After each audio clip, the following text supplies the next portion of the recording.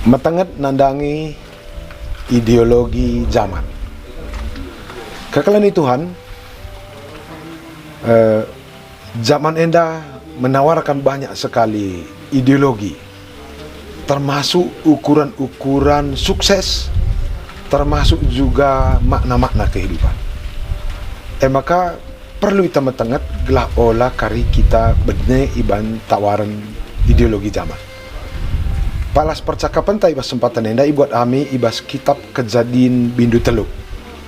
Kuakap teks enda nggak usur si begi, di mana teks enda menggambarkan kehadiran iblis yang membuka percakapan dengan manusia yang pada akhirnya menggoncang cara berpikir manusia. Di teks enda berkata, Nipe hadir di Taman Eden, Janah membuka percakapan dengan sebuah pertanyaan yang menarik untuk diperpanjang-panjang. Memang ekakin ku ahlina iblis enda, ia selalu menawarkan ide yang membuat kita tergiur. Apakah yang diucapkan oleh iblis ya? Kalimat iblis dimulai dengan sebuah kalimat tanya.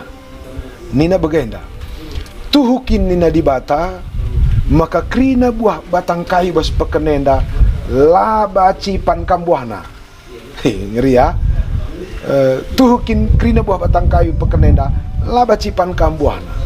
Padahal nina Tuhan krina buah batang kayu bas pekenenda bacipan kambuhna, kecuali batang kayu tengah peken, kecuali krina baci kecuali. Tapi nina iblis tuhukin sada pela baci. Enda kan hebat ya.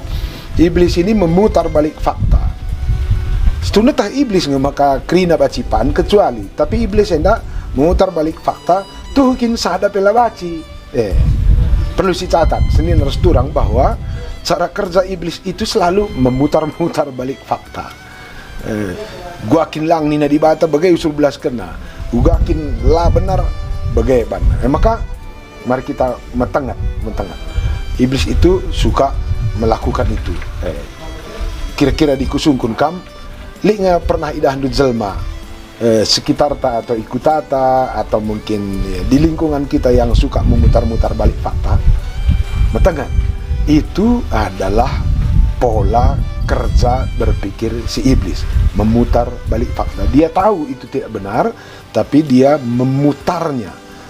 Jana secara kemanusiaan, kalau kita diberi sebuah statement yang kita tahu itu tidak benar, kan tergoda juga kita mungkin jelma yang dapat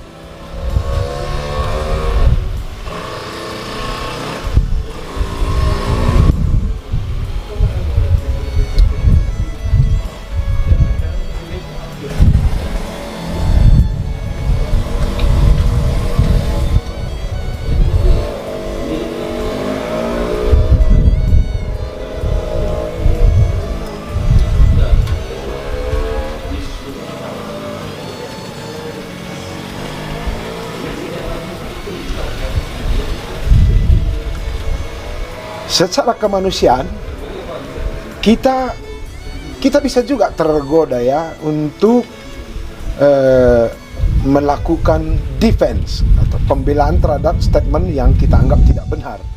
Jadi ketika iblis berkata tuhukin sada pela baci, Pandu, manusia itu tergoda untuk menjawab si iblis enda, karena manusia juga tahu bahwa Tuhan pernah berkata semua bisa kecuali tak manusia. Sayangnya manusia ini tergoda menjawab statement si iblis. Maka ia loina ranina manusia nina dibata labo olapan ngenca jemak pela baci. Padahal Tuhan nggak berkata begitu sebenarnya. Jadi adikku nenen teks manusia ini kan tergoda juga soal jawab dengan iblis ya, Enggak dia sadari bahwa iblis itu sebenarnya memancing kita dengan memberi statement salah supaya kita juga tergoda untuk memberi statement. Maka nina manusia labo olapan ngenca jemak peola, padahal Tuhan enggak bilang begitu. Disianalisa cara manusia yang jawab benda, manusia juga tergoda sebenarnya untuk menunjukkan kepada iblis bahwa engkau perlu diluruskan, pendapatmu itu salah, begitu. Engkau perlu tahu bahwa aku memiliki pengetahuan yang lebih hebat dari engkau. Bagian kira-kira inti yang tersirat dalam jiwa manusia, begitu. Tergoda ya untuk meluruskan si iblis. Lupa ya teman ngaranes tuna iblis lah, nakin man lurus-lurusan ke iblis enda ketawa di penggedok. Ekin esensina si iblis enda. Maka salah satu hal si perlu si renungkan, hati-hati kita membuka ruang berdialog dengan iblis. Ulah salah konsultan dalam kehidupan ini, karena itu bisa menggoda kita. Maka di sini bas teks manusia kan tergoda juga memperpanjang komunikasi dengan yang namanya si iblis. Sekelnari teman turang senina. Ulah kalau pagi kam tergoda recakap iblis enda, karena dia akan membelokkan cara kita berpikir. Dia bisa menggoda kita untuk membangkitkan ego kita secara pengetahuan. Maka karena manusia menjawab itu, tangkap iblis pesan, anak yang dapat ke anjabapi ya tena. Secara kejiwaan, kalau si penjabapi itu kan kita pengen supaya diketahui kita itu tahu, kita itu lebih pintar dari si iblis. Tangkap iblis pesannya. Jadi menurut iblis anak enda merincuh kak teretah beluh merincuh kak enda teretah jago dan pengen diakui begitu. Iblis kan tangkap ini, dia pintar sekali membaca ego kita. Maka duna berbagai realita dari dialog antar manusia dan iblis itu, maka iblis menawarkan ide lanjutan. Iblis ini ahli marketing ide kang. Ipet anak enda jawab api merak cerita beloh atena, tawarkan ide baru. Nina begenda, lo tuhu kata duena. Maka ula pan nina dibata, biar ya seri raskam. Ngeri nih. Ini sudah bantahan lanjutan. Ndai terjang membelokkan fakta, sekarang dia mencemooh Tuhan justru. Ula panina Tuhan yang biar Tuhan seri kamrasia. Maka panlah Tuhan itu percian, dia ingin membatasi kam. Maka melala benar, jangan ini, jangan itu. Pan, jengkari maka tandu, kam adalah segalanya. Kam tidak dibatasi oleh Tuhan, kam tidak dibatasi oleh perintah Allah. Kam adalah Allah bagi diri itu sendiri. Ngeri. Lukin kandu hebat tawaran iblis ena. Panlah gelah seri kam selibatan. Ras camat pe seri kandu sorita, ras bupati pe seri sorita. Kenapa? Karena iblis itu menawarkan sebuah ide yang konfrontatif dengan ego manusia. Engkau itu terbatas, makan gelah lakam terbatas dini.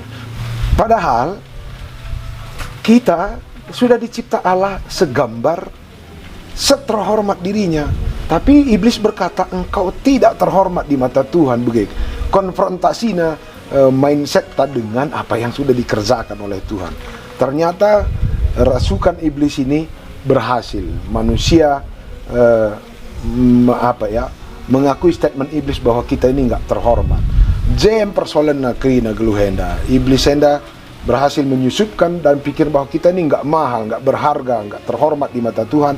Padahal Tuhan sudah mencipta kita begitu terhormat di matanya. Situna disiangkan dan selesai krina pergumulan hidup kita. Maka bas kesempatan yang diajak kami kita mentengat. Iblis itu bukan hanya ada di kitab Kejadian 3. Dia juga hadir di tengah zaman ini dalam bentuk ideologi, tawaran-tawaran berpikir. Coba pertengati, zaman ini berkata selalu bahwa ciri-ciri orang sukses itu selalu berada di depan, tertinggi, terhebat, terkaya, terpintar, nomor satu, terbesar, terbenar dan sebagainya. Secara kejiwaan kan menarik enda, menantang bagi kita kan, pengen juga kita jadi terbesar, terdepan, terapapun itu namanya. Tapi bila kita mendengar tawaran zaman enda, ia akan membuat kita tergoda untuk menjadi seperti itu. Secara kejiwaan kan, kalau kita pengen nampak benar, meriah kakak siakali jelma sitik salah na saita.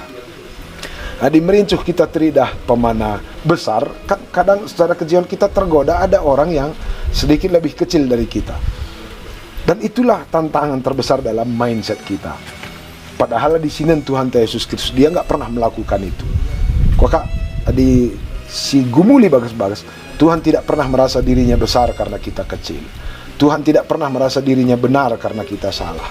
Labo hebat akap di bata bana karena kita metruk. Labo meganjang kap di bata bana galang kak nabana-ban kita kitik. Dan sebenarnya mental yang sudah ada dalam Kristus yang ditanamkan dalam diri kita inilah sebuah mental yang perlu kita pelihara di tengah zaman. Apa itu mental Kristus? Kristus sudah mencipta, Allah sudah mencipta kita segambar dengan dia, terhormat seperti dirinya. Asal si imani enda, selesai tawaran-tawaran si tawarkan oleh iblis enda.